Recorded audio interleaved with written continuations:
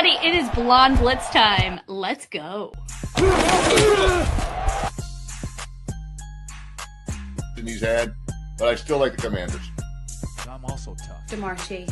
I'm looking at that Cincinnati team against the Cleveland Browns. Well, as soon as I saw the rain last night, I was wondering if that might be a little bit of a factor as well. How we play that week is really going to be more impacted. With the Raiders, who got Jacoby Myers back. The same thing with Joe Burrow. You just expect Joe Burrow to do it because he's been to a Super Bowl. It's time to send in the Blitz with Deb Whitcas and the Blonde Blitz. Hello, everybody, and welcome to the Blonde Blitz. I'm your host, Deb Whitcas. Happy holidays, everyone. Week 16 is over, and week 17 is here. We've got 2 more weeks in the regular season. It's crazy.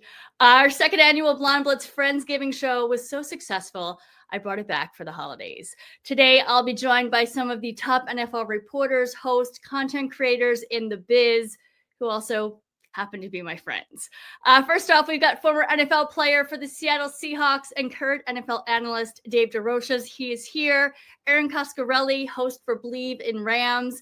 I also see her weekly at the Rams practice facility. Ali Moran, sports writer, repping her Chicago Bears.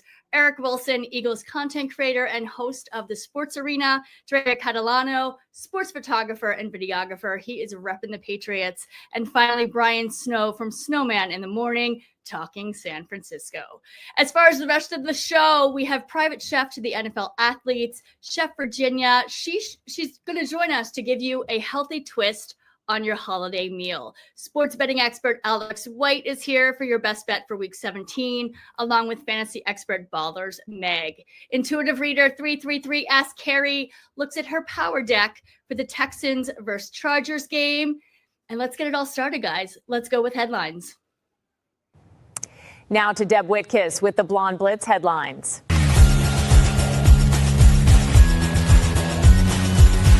Week 16 delivered one of the most dramatic Sundays of the season, with playoff races tightening and history being made across the league. Philadelphia clinched the NFC East for the second straight year, becoming the first team in the division to repeat as champions in 21 years. Seattle secured its first playoff berth since 2022 with a 38-37 overtime win, while Chicago and San Francisco also punched postseason tickets after missing the playoffs last year. Since 1990, at least 4 teams every season have reached the playoffs after failing to qualify the year before. And this year is no exception. Individual performances matched the chaos. Josh Allen recorded his 87th career regular season win, passing Tom Brady and Russell Wilson for the second most wins by a quarterback through 8 seasons. Myles Garrett added to his league-leading total, reaching 22 sacks and tying for the third most in a single season since sacks became official in 1982. Mike Tomlin earned his 200th career win at age 53, becoming the 11th head coach all time to reach that mark, while extending Pittsburgh NFL record streak to 22 consecutive seasons without a losing record. Wow. Around the league, Joe Burrow surpassed 20,000 passing yards and 150 touchdown passes in his first 75 career games. Justin Herbert recorded his 31st career 300-yard passing game, and Bijan Robinson eclipsed 5,300 career scrimmage yards before turning 24, placing him among the most productive young players in NFL history. Meanwhile, the Steelers will be without a key weapon after wide receiver DK Metcalf was suspended 2 games after a physical confrontation with a fan in Detroit. Metcalf is appealing the suspension, which carries major financial implications and removes Pittsburgh's leading receiver, who has 850 receiving yards this season, for 2 crucial AFC North matchups. Head coach Mike Tomlin said he does not condone the behavior, but continues to support his player as the appeal process plays out. All right, guys, that are your headlines. See you next week. As I said in the intro, today we'll be joined by some of the top NFL reporters, hosts, content creators in the biz to talk hot takes from week 16 and playoff seeding for our holiday coffee talk. Please welcome former NFL player for the Seattle Seahawks and current NFL analyst, Dave DeRocher. We've got the host for Believe in Rams, Erin Coscarelli. She's joining us. Sports writer, Ali Moran, repping her Chicago Bears. Host of the Sports Arena and Eagles content creator, Eric Wilson. Sports photographer and videographer, repping the Patriots, Drea Catalano. And finally, Brian Snow from Snowman in the Morning, talking San Francisco. Let's go, guys. Next caller is Deb Whitcas, who says she has some really hot takes.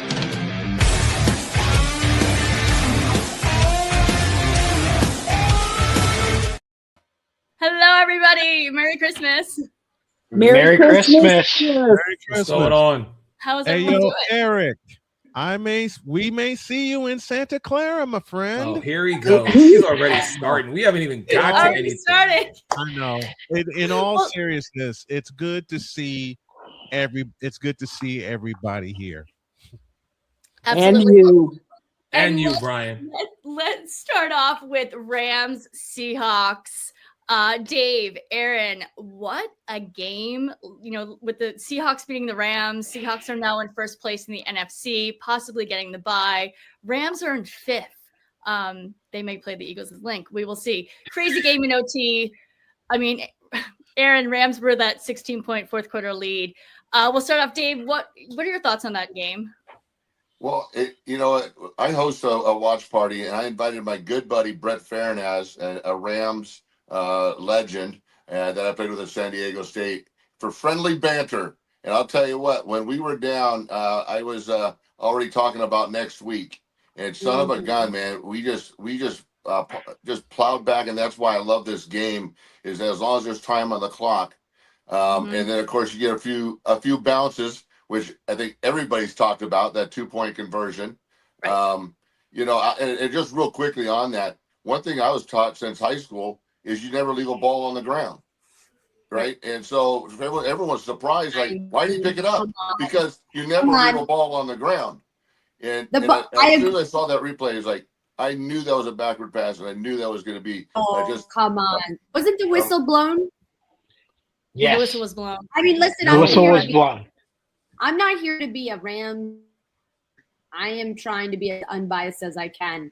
But is that really considered athletic NFL performance? I agree. But I might be delayed. That's how ridiculous I feel like all of this is right now. Sorry if my internet issues are acting a fool. It's busy here in LA. I'll share something with you, Aaron. Being a person that's been on that field, half of what we do is athletic.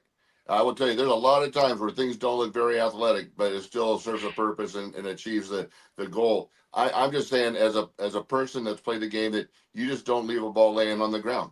I don't know if a whistle was blown or not. Now, I will say this, and I will agree with you that if a whistle was blown, then the play's dead. Okay, but here's the thing that I think people sometimes forget is that when it comes to these matchups, specifically within divisions, I have always said this. When it comes to divisional games, you throw the playbook, the rule book, and every other book out the window, because anything and everything will probably happen within those 4 quarters. And it's so dynamic that we are having this conversation about a divisional matchup where there are 3 teams from the NFC West that are potentially going to be in the playoffs. Yeah, it's maddening to think that. Oh, well, yeah. Okay. Are all seedings in? They're already in. The seedings are not in, but all 3 teams have clinched. It's just a matter of seedings, and that's going to go all the way to week 18. All of us have talked. I haven't had Dave on yet. I hope to change that during the playoffs, but all of us have talked across social media saying, and the question that was asked among us, which division could surprise you? Eric was one of the first ones to get back to me and say NFC West. Watch it. Yeah. And then Deb was next. Ali confirmed. It was a toss-up with my crew. It was a toss-up between the NFC West and the AFC East, and we see how that's playing out. But as Dave said, you play until the whistle. You do not stop until that whistle blows. and you just keep playing. They get 2 points out of it, and then overtime happened, and already the game was upside down, and then we had extra football for 10 minutes. Yeah. Well, and Aaron, what did you think of Terrence Ferguson's touchdown? Go ahead, Aaron. Yeah. Before, you mean? Yeah, the Terrence Ferguson's touchdown that was nullified. I think that I appreciate the point that was made that football is also a game of emotions as much as it is inches. And there was a missed field goal. The first field goal missed in Mavis's career, obviously. And I'm sorry if I must be really delayed. I even noticed it myself. My internet, I don't know, guys. I need to get like IT over here. I'm sorry. Okay. It's just you mentioned that field goal. Like Carrie had missed field goals during the season, and then Mevis, that was his first field goal that he missed. But they did fire, special teams coordinator Chase Blackburn too, and now they're trying to correct things in special teams. But trying being the operative word. I'm always when your kickoff philosophy is to kick it through the end zone, that's literally what the Rams have been doing all season. Yep. Yeah.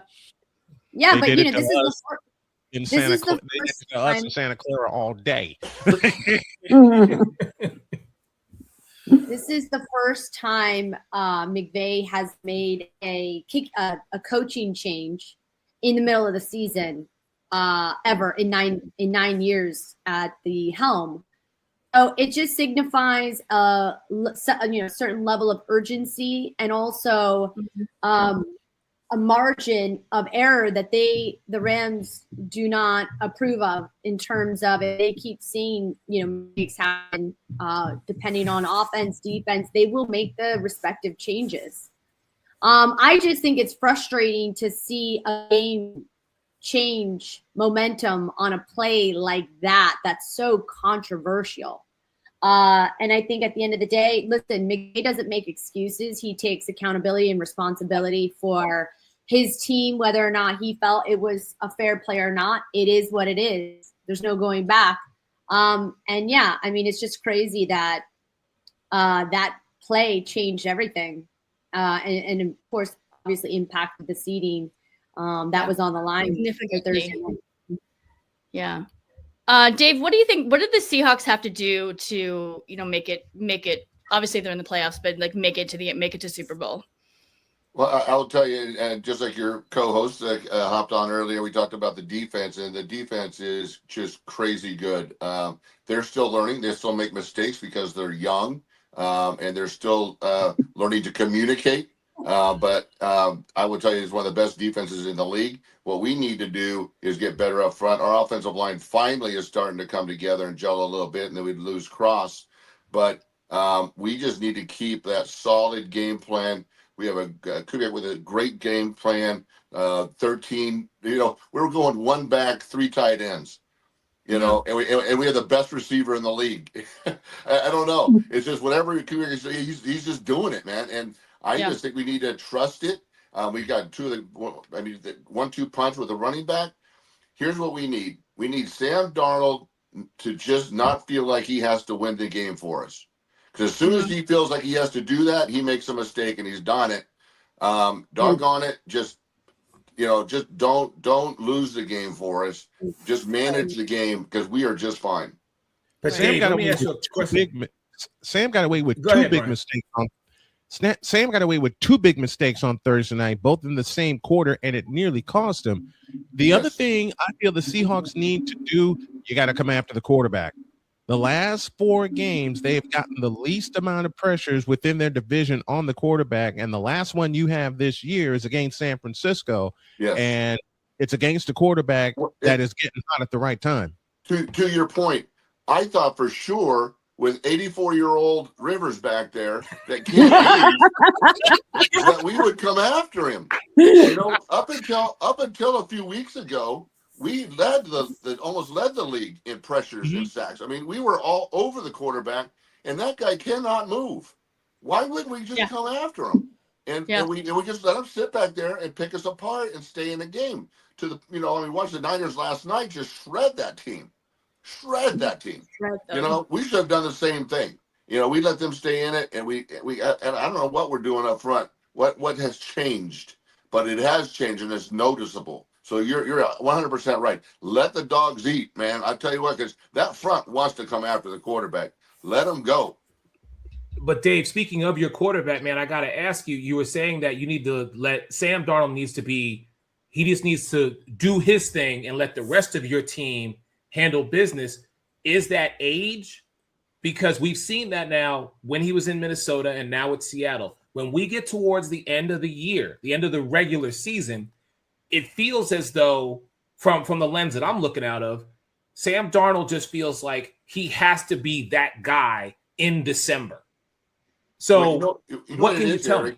You know what it is, Eric? If you remember those last two games in Minnesota, I don't know what happened to their offensive line, but they did not show up. And he was getting pressured all over the. Sam Darnold does not do well under pressure. And so when he starts getting pressured, he starts getting happy feet, just like Goff. Both those guys, they start getting happy feet, and they make bad decisions and bad plays. Otherwise, doggone it, he's in the Pro Bowl. I mean, he's a good quarterback. But when he gets pressured, that's when he gets into trouble, and he makes poor decisions. We've seen quite a few quarterbacks this year get in trouble when they get pressured. Sam, especially the second half of the ball game against the Rams. The Rams kept coming after him, but then 3 or 4 big plays by your offensive line, kept Sam alive, and he was able to make the game-winning throw. Yeah. Well, and to that point too, Aaron, I feel like Matthew Stafford got a little nervous too. That's the most nervous I've seen him, covering them all season. I was like, "Ooh, he's messing up here." And obviously, how many points did they lose in the last quarter there? But did you have that same thought, or? Yeah, that you're not the only person that has said that, actually. Again, I'm feeling like I'm seeing ghosts with my internet and my AOL account. Is it still bad? Real bad, guys? Real bad? Okay. No, it's fine now. It's much better. AOL. Yeah. Oh, good. You're all good. Okay. She upgraded to Yahoo. Exactly. Without the disk drive. No, but I think I don't know if it was he got hit. You saw him take that hit. He got up a little gingerly, and then he went into the tent, but then he said it was not for injury purposes. So I don't know. I think it's like when young guys see that the leader is unsettled, I think it has a trickle-down effect. It is not easy at CenturyLink. It is one of the most hostile, aside from Arrowhead, environments. It was raining. I was worried about the weather. But what's funny is I was always like, well, they've got Sam Darnold, so we'll be, the Rams will be okay. Like there's always no hope and faith in Sam Darnold throwing a pick. And I don't know. I mean, it's the one good thing I feel like if you are, a Rams fan is there's so much reverence for your opponent, what they've gone through, and Sam Darnold to have the poise at the end of the game, his coach to trust in him to do a 2-point conversion. That's what I love about the game of football. It's like, hey, the Phillip Rivers stuff, So, look, I think the thing is the Rams have been tested all season long. What do they do the best? I mean, find a way to respond. Absolutely. What McVay had to handle post game, especially a week he had his second game. Remember that Cardinals game? He didn't even travel with the team when they faced Arizona because he was sick. This team has been tested, and going to Seattle on a short week is no easy feat. So, absolutely. And you asked the team about that too. I remember I saw your IG. Moving on to Chicago and the Packers game. Chicago sits second seed in NFC, first time in the playoffs since 2020. They had that incredible, comeback in OT. They scored 10 points in the final 1 minute and 49 seconds. Caleb Williams threw that 46-yard touchdown to DJ Moore, who everyone here knows I love. Yes. But has Chicago, even though their records, have they been overlooked due to past years? Yes, I'm one of the first ones to overlook them. Excuse me, Snowman. Excuse me. She was asking me, not you. Hey, sorry. I'm just putting myself out there on a silver platter. I'm one of the main ones that have overlooked them. Allie, you remember what happened to John the Baptist when didn't somebody ask for his head on a silver platter at some point? Well, you ain't getting mine because my wife will get very angry at you. Yeah, I'm certain of that. I'm teasing you, by the way, Brian. You know this. You know, you and I have been friends way too long to take that seriously. But what did you want to say? It's the trust thing. It's what Aaron said. It's the trust factor. Mm-hmm. And Ben Johnson has now more trust in Caleb Williams than he had in the early part of the season. All you have to do is look at the Monday night in Minnesota to start the season, and then this big Saturday night game, which essentially sealed the division for the Chicago Bears. Mm-hmm. He told Caleb Williams, don't go down and get me a field goal. You get me 6 points so we can get the heck out of here. And man, I picked on Williams endlessly for 2 years. I picked on DJ Moore for 2 years. Man, I got up and went to bed. And I said, I can't say anything. I watched the end of it, and that was one of the most beautiful passes I've seen Caleb Williams throw when given time, when his line stands him up, and he was able to loft it, and DJ Moore ran right past his defender. Game over. Time to celebrate.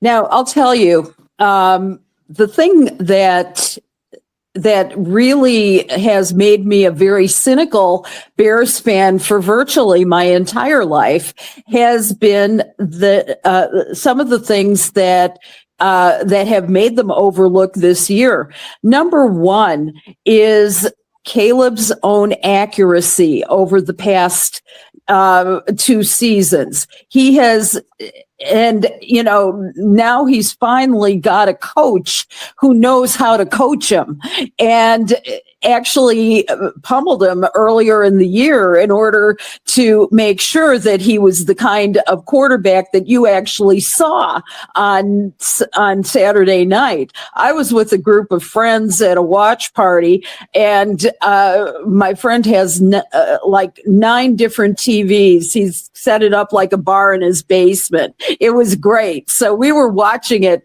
unfold on 9 different TVs. And the thing is that for all that time, I'm going, oh no. I'm waiting for him to throw, and a pass or get sacked. I'm waiting all this time. And the thing is that with this win, the Bears have proven to me but one thing. And that's that if they keep their marbles together, they can be a Super Bowl contender. I think when they have, if Ben Johnson can keep them all together, and also not to have Caleb get so overhyped. He's been hyper in those moments where he really needs to have clarity of vision of the field. He can't stay so long in the pocket hesitating the way he has all season. But he has. Is that what?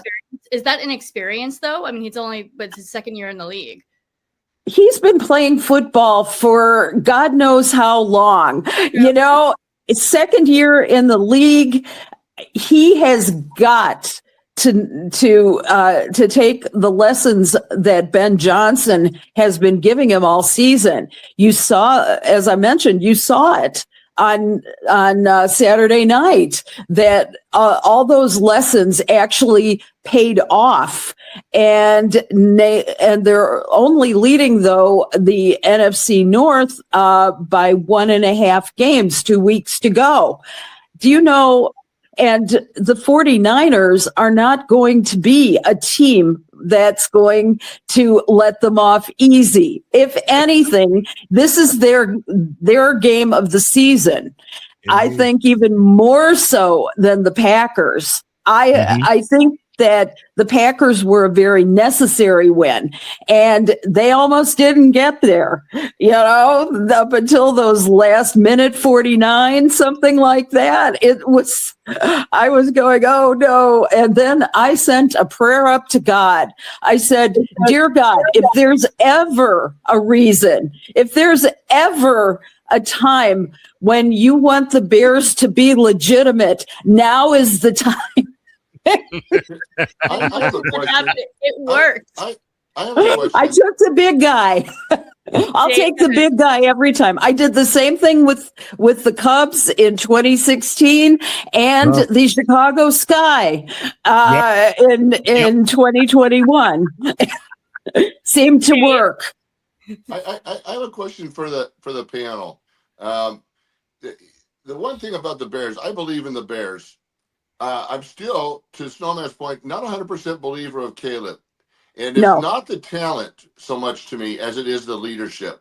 And what I watch of a quarterback, when I went into a huddle, the one thing about a quarterback, they all have talent, is you want a leader. You want somebody that knows he's not going to go pout on the sideline. For the first season, a year and a half, I've seen him go and just sit by himself, look down at the ground, and pout.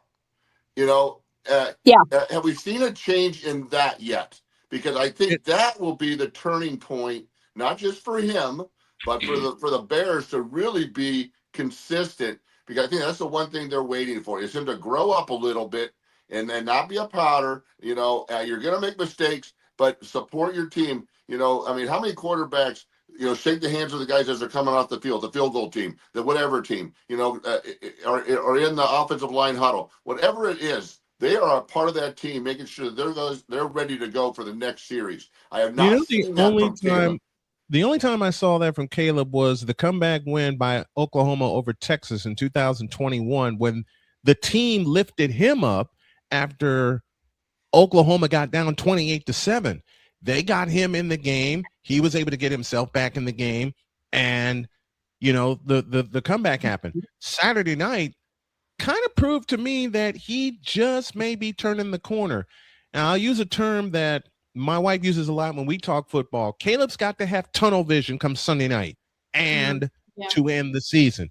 You can't lean on this one win and expect to, even though the Bears are in the playoffs, if you're going to win the division, take that next step and get a divisional and get a wild card or a divisional game, you got to take that next step. This falls on Ben Johnson, and this falls on the entire team to look at him and go, we're going to lean on you.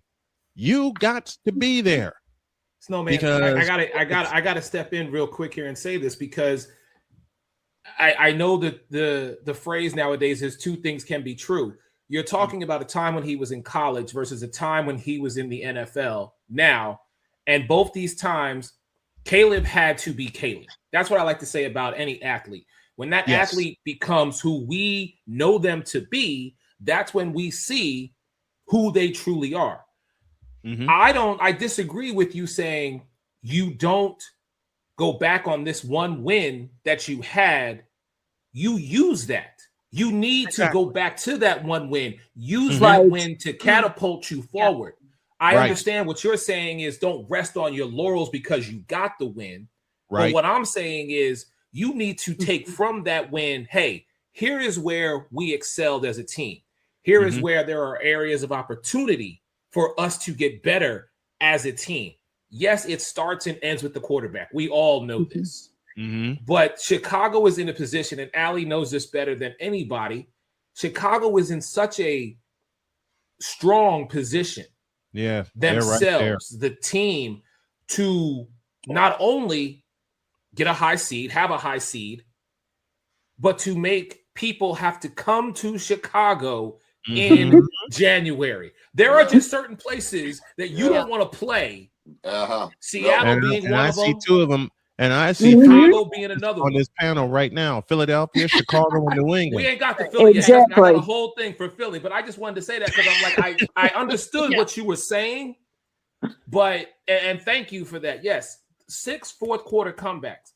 If that is going to be the identity of Caleb Williams that I'm telling you what, going into the fourth quarter, every team that they play against needs to be fearful because of what we've seen him do. Okay, but my question with that though is, you know, great, he has six fourth quarter comebacks, but why does your quarterback need to put you in that position? Right. Why does he need to wait till the fourth quarter? Because he's still maturing. But at a certain point, that's going to catch up. He's not there yet. You don't want to get behind the Niners. If this was year 4 or year 5 and he was going through that, then I would be like, you know what? You're not that guy. But in your sophomore slump, you have your team in a position to not only make a run for Santa Clara, but you have gotten your team to believe in you as their quarterback. So that's why I say the turn, to Brian's point and to Allie's point, yes, has to happen now. And he needs to elevate each and every week moving forward. But at least we can go back and say he didn't shut down in the fourth quarter, to what Dave was saying. He wasn't on the bench pouting. He was like, okay, this is my time. They are paying me this money. I am that guy. And it's my time to be that guy for that city. Well, you don't want to get... Go ahead. Well, Allie, we'll finish with you, and then I'm going to move on to the 49ers, but go ahead.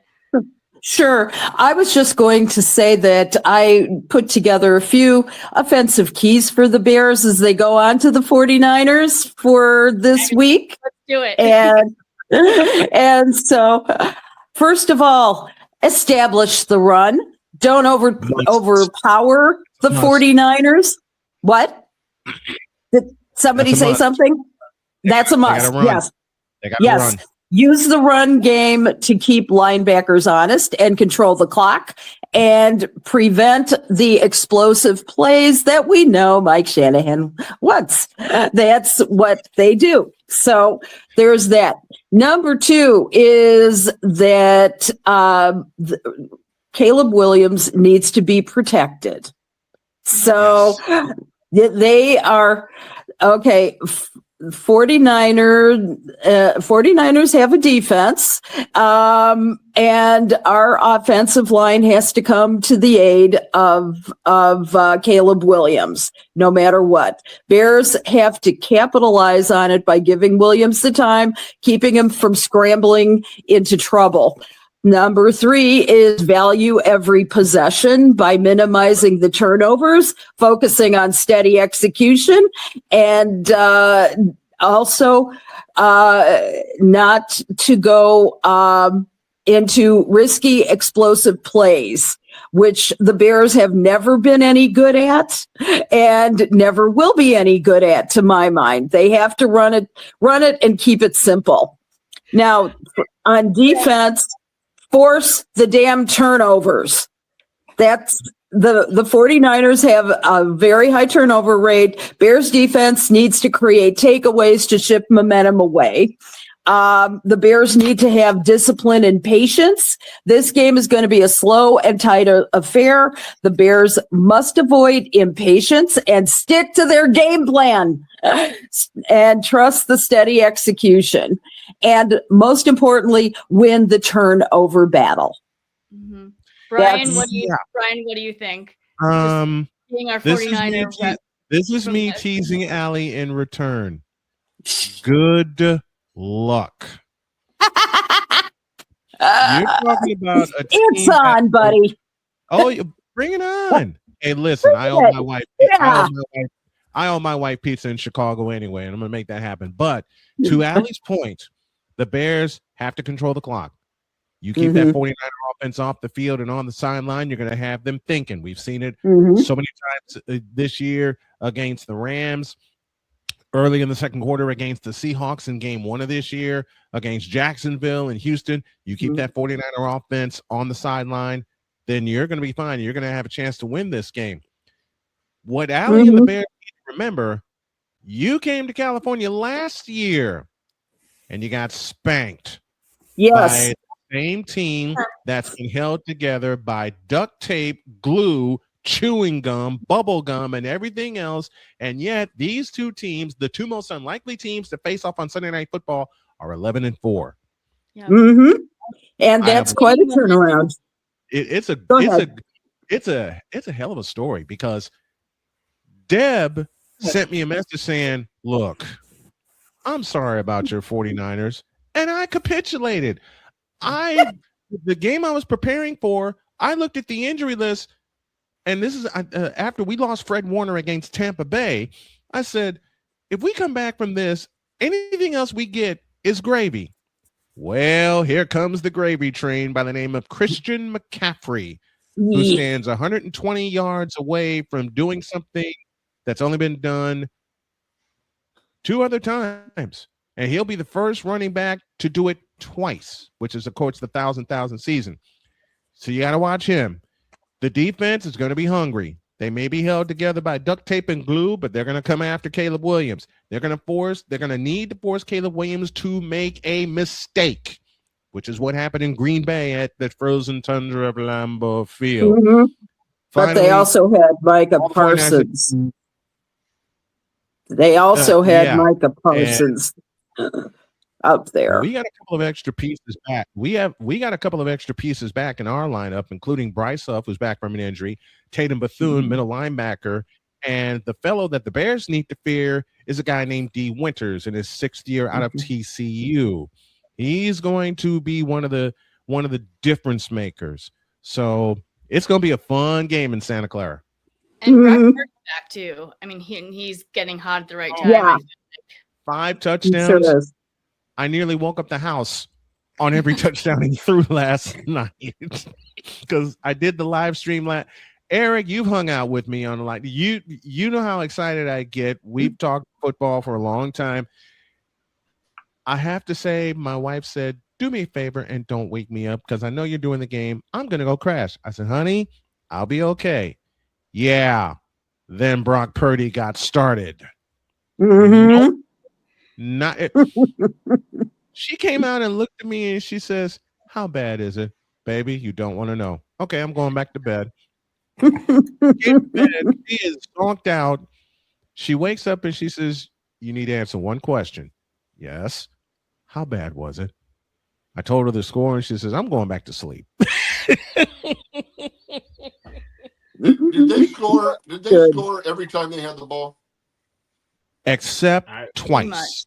Yeah. Once on a missed field goal attempt. Shredded them. Yep. Once on a missed field goal attempt, and the other was an interception, which D. Winters got back for us and took it to the house. You're facing a 49er team, and I've said this often. Eric, you've heard me say it on the air. You're facing a 49er team that, to the fright of the rest of the NFC, is getting hot at the right time. Well, let's move on to another NFC team. Eric, we're coming to you. The Eagles-Commanders game. Obviously, the Eagles have clinched the NFC East by beating the Commanders. They're second in the NFC East. Right, second time being the NFC East champions. They're seeded right now number 3. Barkley is finally starting to look like Barkley again. What do you think? Is he? Okay. So go ahead. First, let me speak to my fellow Eagle fan, the one and only Miss Deb Whitcas, about that. See, Deb, let me be honest with you. I'm wearing my holiday sweater, but if you notice, it's an ugly sweater because that just basically sums up our season. Okay, our season has been ugly. Let's call it what it is. Okay, yeah, we're lucky to be where we're at. Where we're at right now is because of our defense. I have said this the entire season. We would not be. Yeah, we would not be in the position that the Philadelphia Eagles, the reigning, defending Super Bowl champions, are in if it was not for Vic Fangio and Reed Blankenship and Cooper DeJean and Jordan Davis and Zach Bond and the guy who I have been most critical about this year in Quinyon Mitchell. Okay. Yes. So, who was my aunt's neighbor, by the way? She lives next door. Wow. Wow. Well, tell her we will send her an edible arrangement for how bad he was at the start of the season. To say all that, I say this. Brian just hit the nail on the head. You talk about a team that is getting together. We ain't hot. We lukewarm right now, but we're doing it at the right time. And what is helping us, if you will, assisting us, if you will, giving us cause to have that confidence within ourselves is the fact that the teams that we're facing are one player away from falling apart. Jaden Daniels, wonderful young man. Had the pleasure of meeting him in New Orleans last February when Deb and I were there for Media Week for Super Bowl.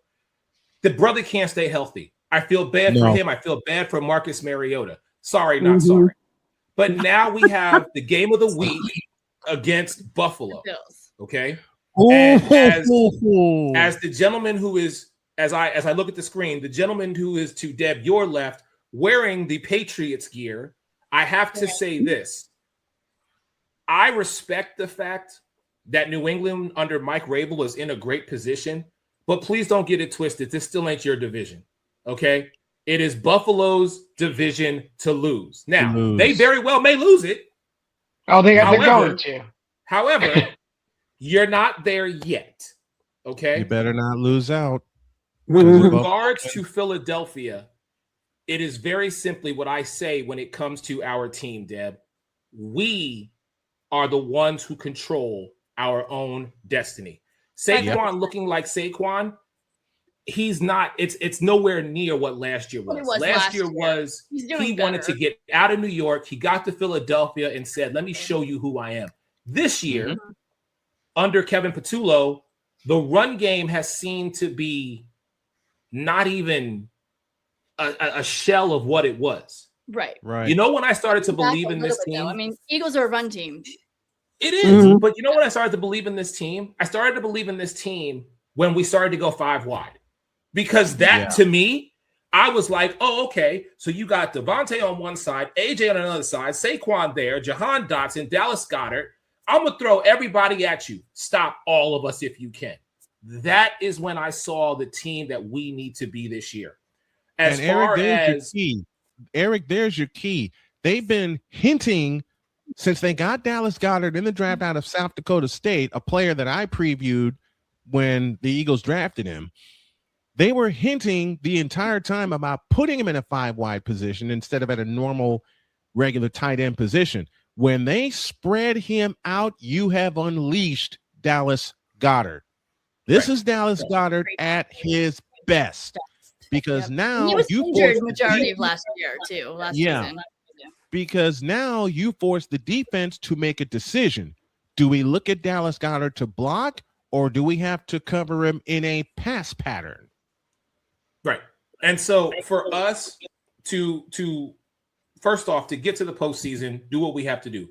Beat Buffalo in Buffalo, and then rest our starters week 18 because Washington's playing for nothing, and it's a division game at home. And I'd like to honestly see more of Tanner McKee and Bigsby. I just want to see more of those guys to see what we have for the future.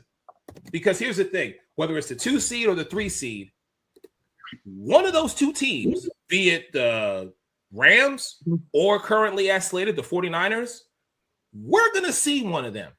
And quite honestly, I don't want to.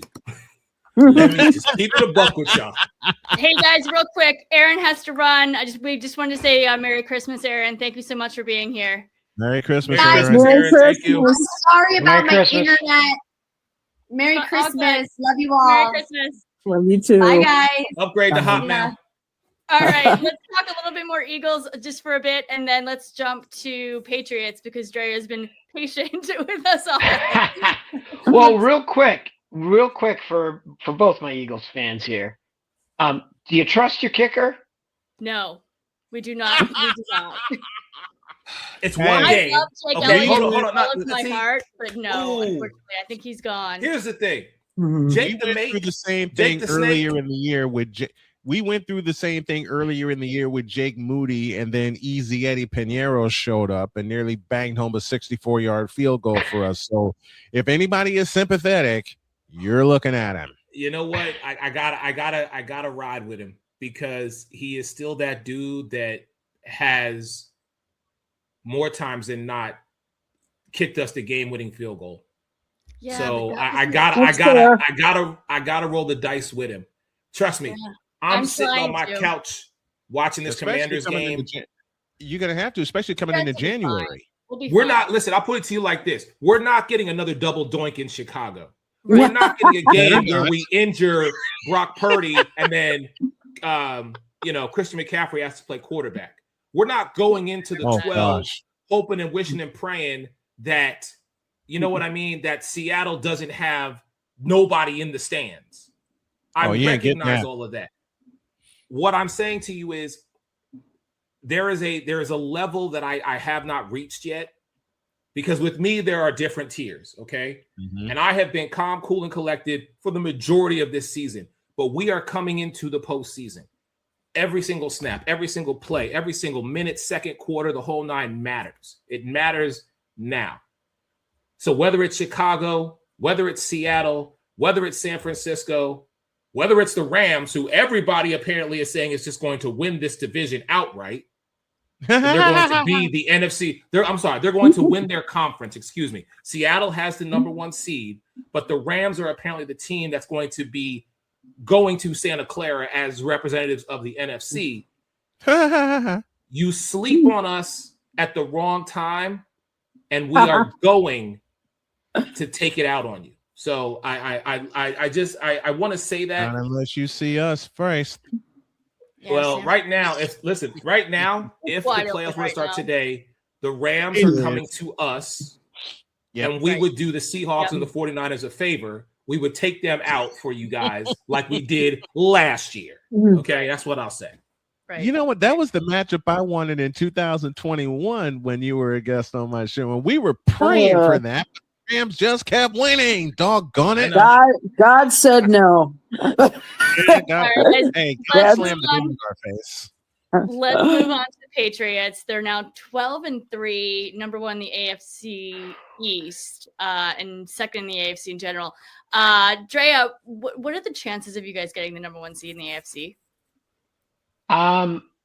If I'm being honest, and if I'm taking off my blue tinted glasses, no, I don't think they have a great opportunity. Looking at Denver's remaining schedule, the Chargers game is going to be a big deal, but it's going to be for seeding purposes, and that concerns me because I don't trust Herbert, to play well. So okay, I think Denver will take out the next 2 games and get the number 1 seed, and that's unfortunate because I think this very young Patriots team has shown a lot this year. Like what Mike Vrabel has done has taken away has messed with the expectations of a lot of us, because if Patriots fans were being honest with everyone, we would have told you 9-8 would have been what we were looking for and what we were expecting, and even with the easiest schedule in the world. But just watching what Drake May and Josh McDaniels is doing and what Vrabel has done, you guys were talking earlier about Caleb Williams and his leadership, and here in New England, we've literally watched Mike Vrabel since training camp pretty much give leadership lessons to Drake May. Right. He was literally running him down to, no, what are you doing over here? Go back, talk to your offensive line, congratulate your wide receiver, go. And this was in training camp. Like this wasn't even, we're not even talking, games or anything like that, just straight training camp practices. And you just watched and I think you're seeing that bond pay off now with how our wide receiver group has kind of flipped its head a little bit. Having Diggs helps. Thank you. Yeah. Having Diggs helps. He was hyping them up the last game. Yeah. We don't win without Harbaugh deciding not to run Derrick Henry the last 7 minutes of the game. Mm-hmm. Hey, I guess it was just the running back coach's decision. Sure, John. But the other no comment. Huh? Good. No comment. I plead the fifth. I'm not. I plead Not me. You can't get me to say it, although as bad as I want to. You can't get me to say it. You can't force me to say it. Oh, you're going to say it. I know you're going to say it. I know you will. Yeah. Yeah. I mean, Dre, can I just say this really quick? I look at this as someone who my nephew is 15 years old. This kid knows football, and his team just happens to be the same as yours. So every time we get together, that's all he wants to talk about. He feels that, we had an argument the other day about most improved player of the year, and I said it's going to go, in my opinion, to Trevor Lawrence. He said, how can you say that? Look what Drake May did last year, 4-13 to where he's at. I'm like, gee, you're not looking at the total body of work. But I digress. My question. There's no way Drake May is going to do most improved player. I still say you give it to Trevor Lawrence. No, but that's what I'm saying. I can't see Drake May getting it. So here's my question to you. I can't see Trevor Lawrence getting it. Oh my God, Brian! I will come on your show and we can pick that one apart at another time. But I've been wanting back on my show for 2.5 years. Bring it on, man. Listen, I got a lot. But to Dre, my question really quick. Houston has one of the top defenses in the league. That's what scares me about them playing you guys in the first round wildcard weekend. And I want to know your thoughts on that. So, no, Houston's defense scares me. Defense travels. And,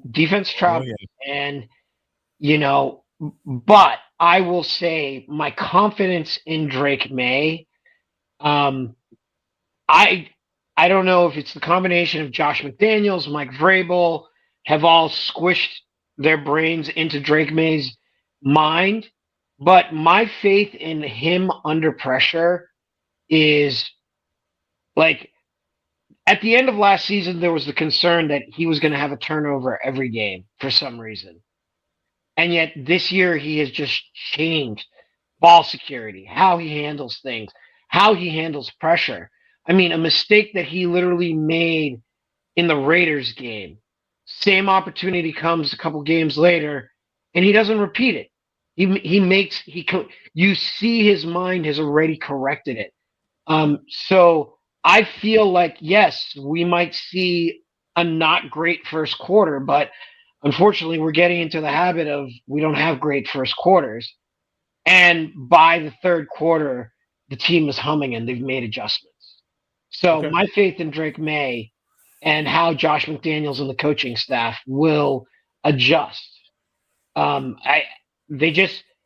seen it so many games this season where I was like, they come out and the first time the offense goes through and the first time the defense goes through, and you just go, what was that? And then the rest of the game, I agree. They've moved on. It was like that was their practice round. It's like, oh no, this is training camp. Not trying to it's just like, we don't know what we're doing, and now we do. And I have one more question, then we have to wrap it up. The injuries on the Patriots are starting to pile up a little bit. Trayvon Henderson, head injury. He only played 14 minutes. Your O-line is pretty banged up. Will Campbell, he's already been out. Do you think that is an issue moving forward? I do. I trust Vidarian Lowe not at all.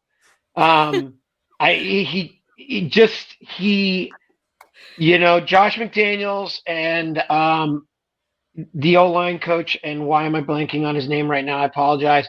But they've done a really good job of making sure Vidarian Lowe isn't a complete turnstile.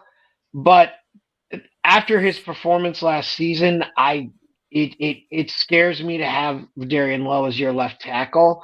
The biggest problem for the Patriots has been our depth.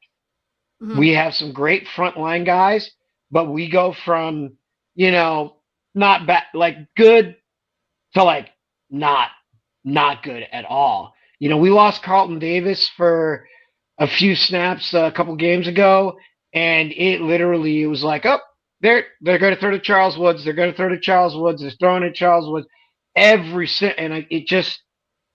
we don't have the depth. So it's a major concern. I'm also, from what I've heard from, when you've heard Burt Breer talk and everything like that, the it sounds like Campbell tore something. So they're calling it a sprain, but it sounds like he tore something. And if that reporting is true, Will Campbell isn't coming back.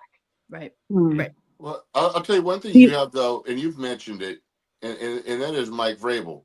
Last year you didn't have him, so when you have injuries like a John Lynch, I mean, in the Niners, everyone goes, "How are the Niners doing it? How are the Niners doing it?"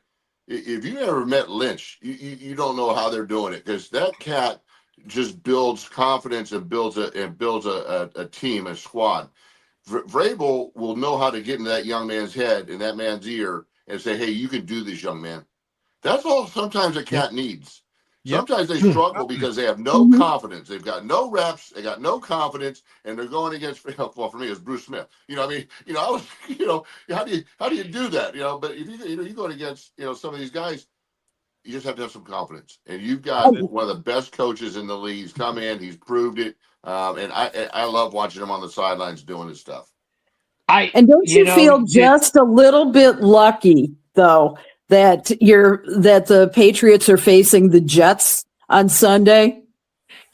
Listen, Deb and I did picks this morning, and I said the game to her, and the cringe face that she gave me when I mentioned it told me everything I needed to know about that game, man. By far.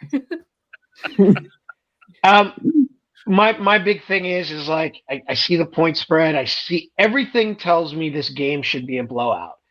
So then I look at it and I go, it's a divisional game, and it is like rolling dice. Yeah, would it surprise me if this game went into overtime and it's won by a field goal? Not at all. Would it also not surprise me if the Patriots won 48-3? Not at all. Not at all. Can I leave you guys? Can I leave you guys with this one thing about that game on Sunday? The one thing the Jets have not done this entire season? Interception. They have not intercepted the ball one time. Oh, wow. That's Drake true. May is going to throw an interception on Sunday against the Jets. Okay? Oh, wow. Okay? Oh my God. I'm just What a prediction, Eric. when it happens, What are the ladies and odds on that, gentlemen, Eric? you can Eric, I say love you you dearly, heard it but here don't you know on better? the Blonde Blitz. All right, guys. Don't let's you know wrap better it than up. to make a prediction around me? Don't you know better than that? All right, guys, let's wrap it up. Let's go through everyone's plans for Christmas and where our audience can find you. Drea, let's start with you. Plans for Christmas is to spend it with some family, my girlfriend. My nephew and niece are in town from Carlsbad, so it's going to be a really good time. I already took them to a Bruins game.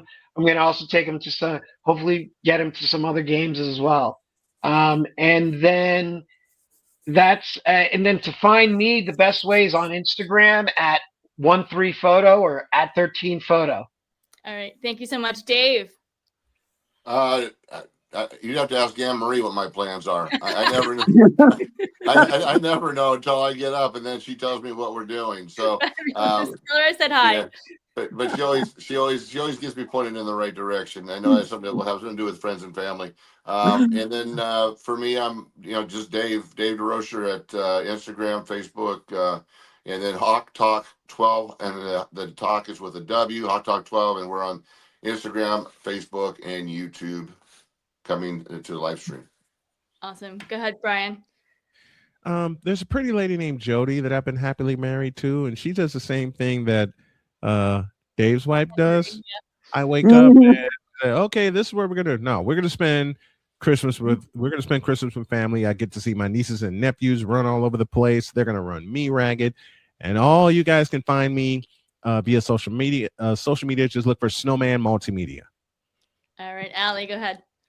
Allie is going to be spending Christmas Eve with my boyfriend Greg's family, his 4 grandchildren, one of whom is having her first Christmas at 10 months old. So I'm happy about that.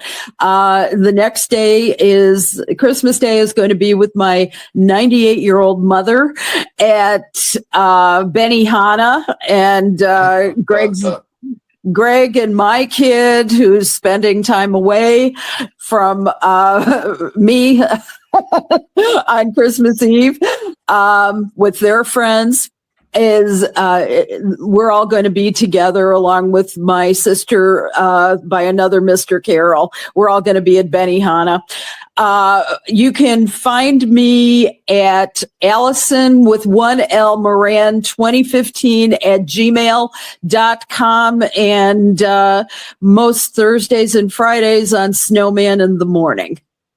So, and various other outlets as well. So. That's why your internet works, Allison. You got Gmail. That's why your internet works. That's right. It's why mine works also. I went with the Gmail. Exactly. Christmas Eve, my sister-in-law, who is just a phenomenal cook, she is doing, I believe, a pasta bar, which, you know, the woman starts, I think she started tonight cooking for Christmas Eve because that's what she does. So we're all going to be at her house. Christmas is going to be at my house. Since I don't cook on Thanksgiving, I flip the script and do most of the cooking, minus the French toast casserole and the mashed potatoes. You know, I'll do everything else on Christmas, and family's coming over.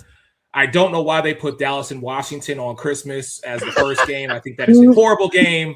We could have got so much better NFL, but you know, Netflix. One of the few Why years, are you surprised? I know. One of the few years that I actually get both days off, spending it with family. And as always, you can find me on my Instagram at Eric C. Wilson TV. And again, Merry Christmas to everybody. Thank you so much. I know I've taken some time off in 2025, but trust and believe when the playoffs start rolling around in 2026, as I tell a lot of people, and Deb, Brian, Allie, Dave, Dre, you're just going to find stuff for the first time. Like I tell people, I'm just a loudmouth with an opinion. So whether you like it or not, here it comes. So you owe me, Eric. Brian, look when I get back, shameless plug, when I get back from the National Scouting Combine in Naples, sir, trust me, I'm gonna make a phone call. I'm gonna hit you up on Messenger. We got playoff talk to do. Yes, sir. Right. Thank you. All right, guys. Thank you so much for being here. Merry Christmas, and we'll see you guys soon. Merry Christmas. Merry Christmas. Happy New Year. All right, guys. Next, Von Miller's personal chef, Chef V. She gives you tips to keep your holiday meal healthy. Here we go. I used to make peanut butter and jelly for football. Then I watched the Blonde Blitz, and now my game day food is on a whole new level.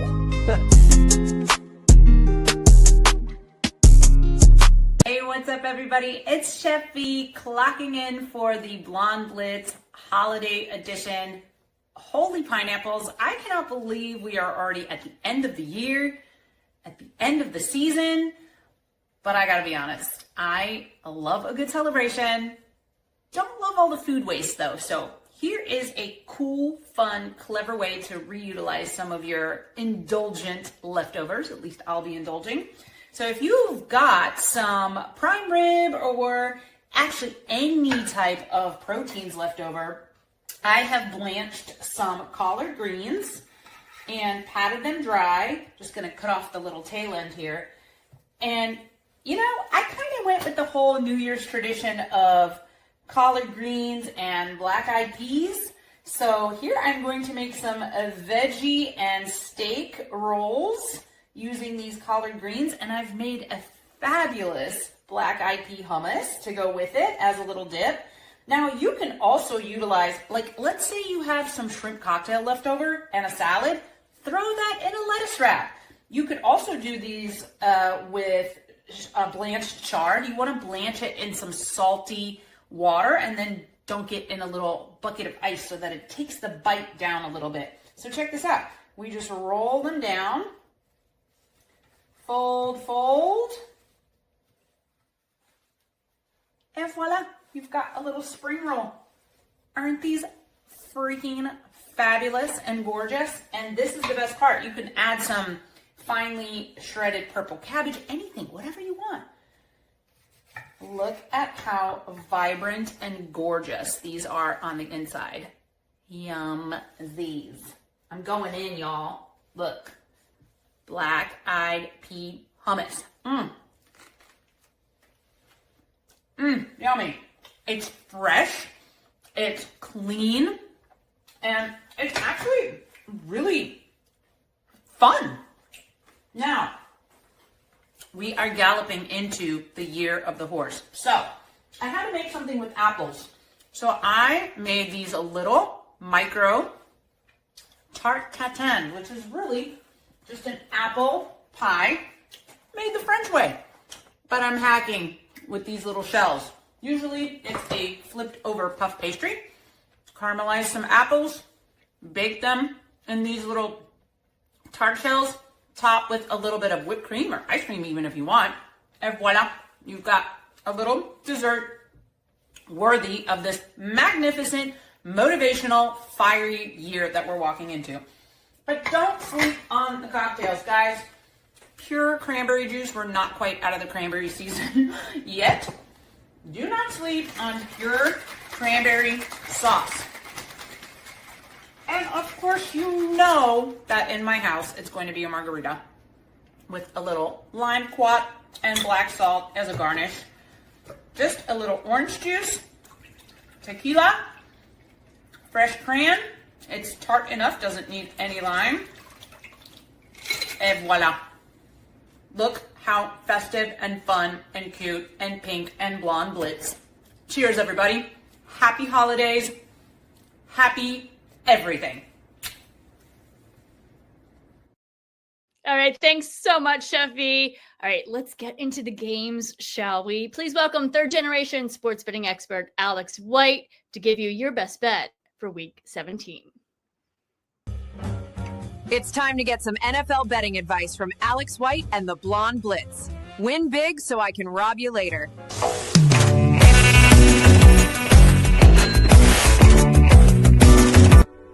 Happy holidays, everybody. We are getting down to the end here. A lot of meaningful football left for us. Week 17 in the NFL, and I'm eyeing a game that is very impactful for both of these teams. Eagles at Buffalo. I know Deb is going to be watching this one closely. The total open 45 was bet down. Now we're seeing some sharp action come in on the over at 43. I agree with that. I also think we're going to have a lot of points in this game. On paper, the Eagles third in scoring defense in points allowed, allowing just 19.3. But when you look at their matchups against top 10 offenses, they've given up more points. Looking at the Cowboys, Rams, and the Bears, they gave up an average of 24 points per game. Now they're going up against a Bills offense that is clicking. Josh Allen, James Cook are playing some tremendous football right now. They are fourth in the league in scoring and yards per game. On the other side, I think the Eagles offense is finally clicking again. 2 weeks in a row, they have averaged 385 total yards, and that was against the Raiders and the Commanders. But the Bills, they are 15th in scoring defense, so I think the Eagles are going to have that same success here in this matchup. Over 43, that is my Week 17 best bet of the week. I'll check in again next week. Happy holidays. God bless us. God bless us, everyone. Thanks so much, Alex. And of course, we cannot talk sports betting without talking fantasy. Here's fantasy expert Ballers Meg with her advice for Week 17. When I'm looking for fantasy advice, I listen to Meg from TSS Fantasy. Hi guys, Ballers Meg coming at you with your fantasy football section of the Blonde Blitz podcast this week. You can probably see I'm on the wind down for Christmas, guys. It's sleepover time, chilling out, but that doesn't mean that football stops. So this week, my top tips for my daily fantasy football squads are as follows. First up, I'm heading back to the Patriots, which you know I've been favouring for the last couple of weeks. Pick up Ramondre Stevenson where you can. That matchup against the Jets, come on, he's going to be putting those points up left and right. Next up, another team that is solid and has been for the last few weeks is Seattle Seahawks. They are playing a Panther side that is not great, let's be honest. They've been so inconsistent. Pick up Kenneth Walker III wherever you possibly can. I can see him getting lots of points. Jackson Smith-Njigba is obviously the key choice, but Kenneth Walker has been doing phenomenal things. I don't think he gets spoken about enough because everyone's focusing on JSN. Finally, my last pick this week, and this is such a tricky week to pick because there are so many players that I think could be outstanding this week. I'm going to go for Dak Prescott. Obviously, we've got a Christmas Day game against Washington. Dallas show up on Christmas. We saw them show up on Thanksgiving. We know what they can do. Pick up Dak Prescott as your quarterback for that Christmas Day game. I promise you won't be disappointed, because that is going to be one hell of a matchup for Christmas football. I hope that you guys have the best Christmas and wish you all the best for the new year when it comes. And I will see you in the new year for more Blonde Blitz. Take care, guys. Bye. Make my wish come true. Thanks so much, Meg. Jason, that was a great end there. Next, Intuitive Reader 333 asks Carrie is using her Power Deck cards to predict the Texans versus Chargers game this week. Carrie, what do you got for us? Let's see what the Power Deck cards say about these NFL team futures.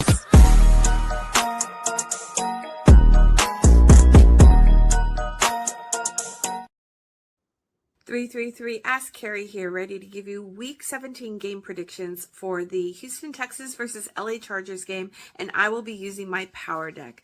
So this game in particular happens to be all elemental, and it's going to be all about what the quarterbacks and the leadership of those quarterbacks are going to do.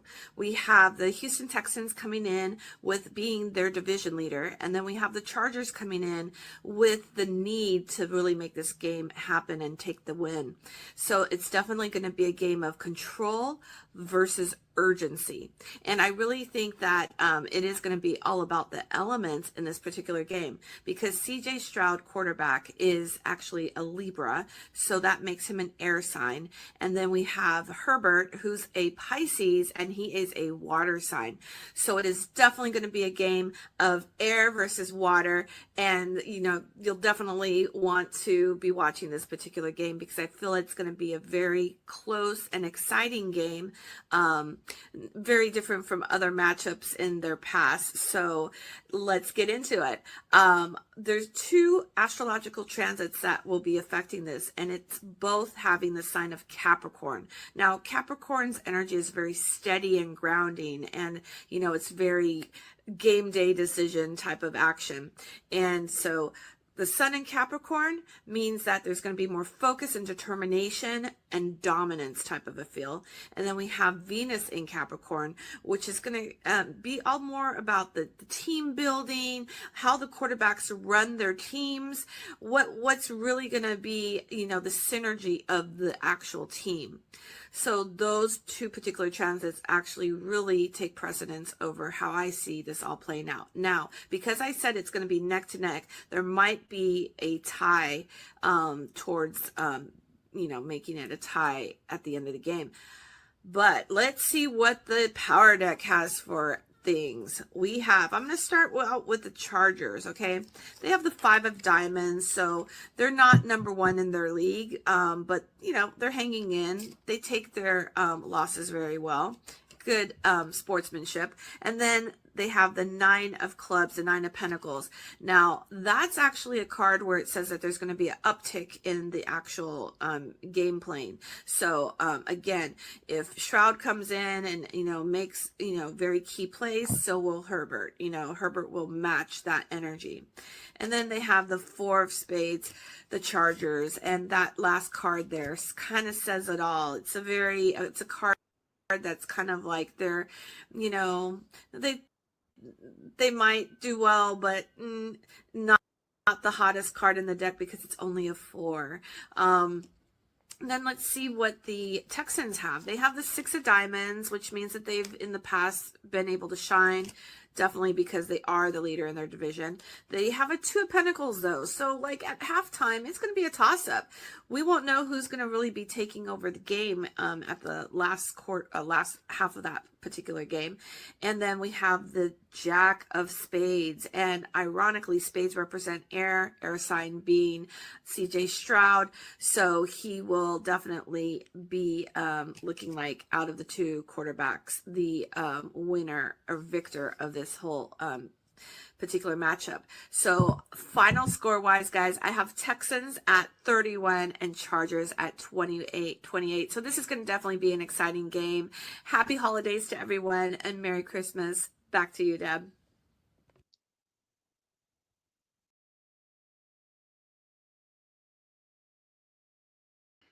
Thanks so much, Carrie. All right, guys, we are done with today's show. Today's show is sponsored by Wish LBI and Underdog Fantasy. Go to Underdog Fantasy and use promo code BLONDE, and we'll double your deposit up to $100. If you like today's show, please subscribe, and you can follow us on all socials at The Blonde Blitz.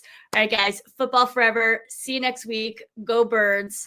And most importantly, Merry Christmas.